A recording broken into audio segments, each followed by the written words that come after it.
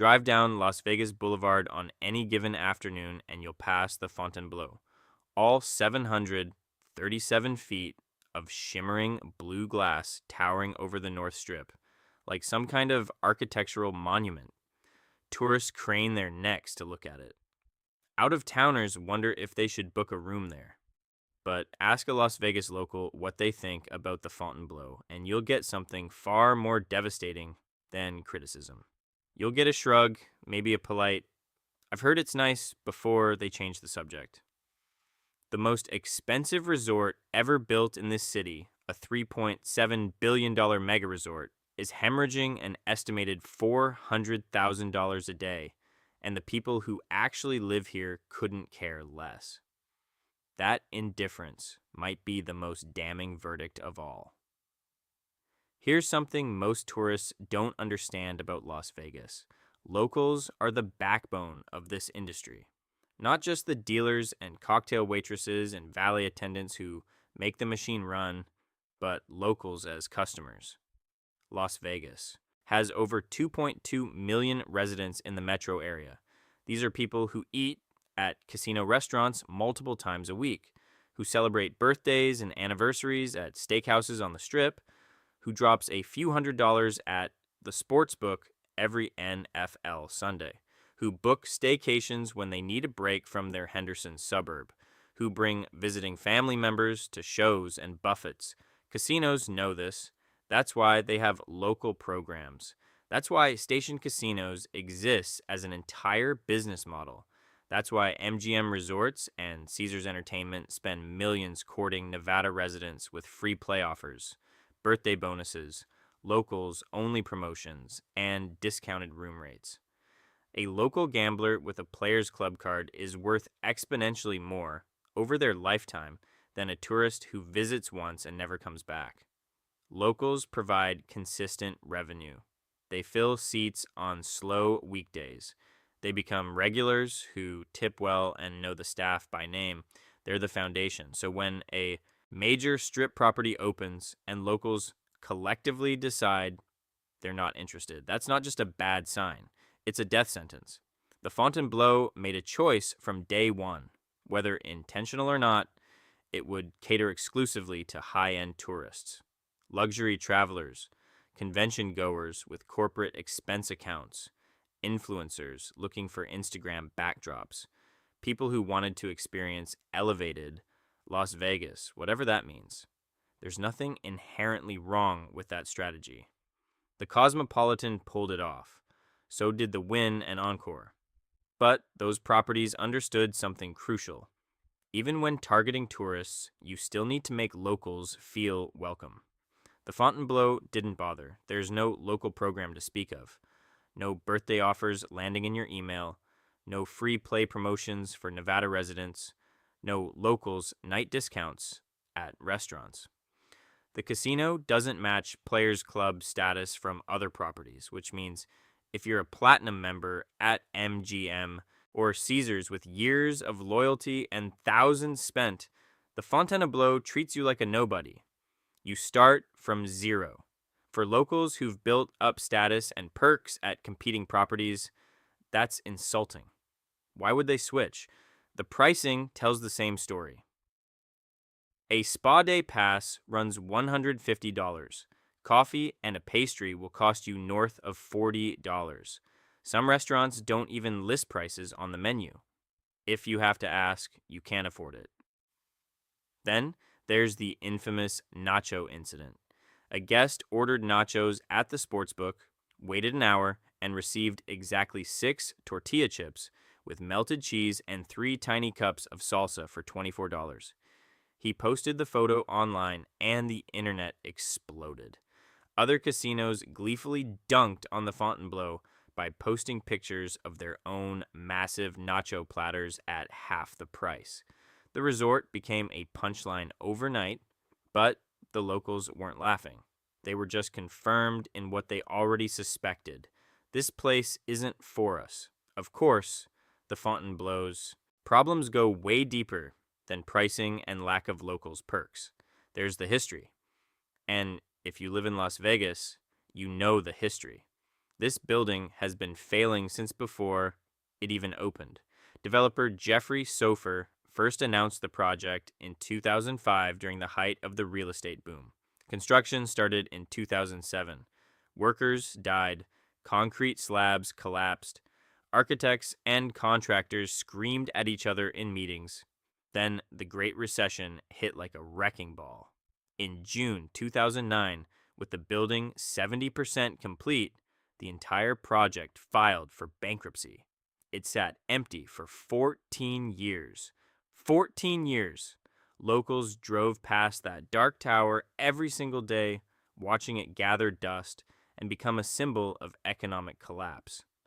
Billionaire Carl Icahn bought it out of bankruptcy for $150 million and did basically nothing with it. In 2017, he sold it to developer Steve Witkoff for $600 million. Witkoff renamed it The Drew, partnered with Marriott, and got close to finishing it. Then, COVID-19 shut down the entire city in March 2020. Construction stopped again. Contractors filed liens.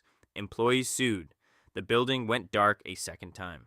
Eventually, Jeffrey Sofer bought it back, restored the Fontainebleau name, and finally, opened the doors in December 2023. By that point, locals had watched this building fail 3 separate times over 18 years.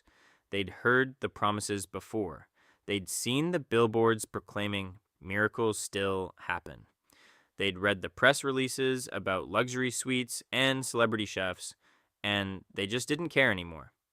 When you watch something die that many times, you stop mourning it. Even if the Fontainebleau had courted locals aggressively, even if they'd offered generous locals programs and reasonable prices, there's one problem that can't be solved: geography. The resort sits on the far north end of the Strip, half a mile past the Wynn. It's across the street from Circus Circus, surrounded by empty lots and sad strip malls. The nearest neighbor of comparable quality is the Wynn, and even that's a brutal walk in 110-degree summer heat. Tourists are willing to walk about a mile on the Strip. From Caesar's Palace to the Wynn already pushes that boundary. The Fontainebleau sits another half mile beyond. That might not sound like much, but in practice, it's the difference between foot traffic and isolation. Without walk-by customers, casinos struggle. The entire business model depends on people wandering in off the sidewalk, getting seduced by flashing lights and free drinks, and staying to gamble. The Fontainebleau doesn't get that. Guests who stay there take $20 Uber rides to reach the action at Bellagio or Caesars. And locals? Locals have zero reason to drive that far north when everything they want is closer to home. Reports from early 2024 painted a grim picture. Occupancy rates hovered around 49% compared to Strip averages in the mid-80s. Entire sections of the casino floor sat empty. Table pits were closed. Slot banks blinked away with nobody playing them. The sportsbook felt like a library. This is a casino with 42-foot ceilings designed to feel like a luxury hall, and it mostly just feels empty. Executives started departing within weeks of opening. Layoffs followed across multiple departments. In 2025, the Nevada Gaming Commission revealed the resort was under investigation for potential anti-money laundering violations involving a $2 million marker. Word spread that the property was seeking nearly $1 billion in refinancing to restructure its debt. The optics couldn't be worse. Here's what's fascinating and a little bit tragic. The Fontainebleau is actually a beautiful property. The rooms are sleek and modern. The gym is legitimately one of the best in Las Vegas. Guests who stay there often rave about the calm atmosphere, the space, the lack of chaos. It's designed for people who want the glamour of Vegas without the noise and crowds. Vegas for people who don't actually like Vegas. And maybe that's the entire problem, because Las Vegas locals do like Vegas. They like the energy, the deals, the sense of being insiders who know where to find value. They want properties that treat them like VIPs, that remember their preferences, that offer them perks. They want to feel like the casino is theirs. The Fontainebleau doesn't offer any of that. It positions itself as exclusive and elevated, which is just another way of saying it's not interested in regular people. So locals drive past that gleaming blue tower without a second thought. They're not angry about it. They're not rooting for it to fail. They're just completely indifferent. And indifference is so much worse than hatred. Hatred means you care enough to have feelings. Indifference means you've moved on. You've written it off. You've decided it's irrelevant to your life. That's where the Fontainebleau finds itself now. It spent $3.7 billion to build the tallest, most expensive resort in Las Vegas history. And the people who live here have collectively decided it might as well not exist. They're not boycotting it. They're not protesting it. They're simply ignoring it. They have loyalty to MGM properties or Caesars properties or station casinos. They have their favorite sports books and their regular restaurants and their go-to dealers who know their drink orders. The Fontainebleau is not part of that ecosystem. And after 18 years of drama, nobody has the energy to give it a chance. Can the Fontainebleau recover from this? Some industry observers think it just needs time. That word of mouth will eventually build, and tourists will make the trek north once the novelty of newer properties wears off. Others believe the fundamentals are too broken. Location, pricing, lack of local support, and no amount of marketing or celebrity appearances can overcome those structural problems. What's clear is that the resort is in serious trouble. Losing $400,000 a day is not sustainable. Seeking $1 billion in refinancing less than 2 years after opening is not a sign of health. Operating at 49% occupancy when your competitors are in the 80s is not a viable business model. Something has to change, and fast. But the locals? The locals have already made up their minds. This isn't their problem. It never was.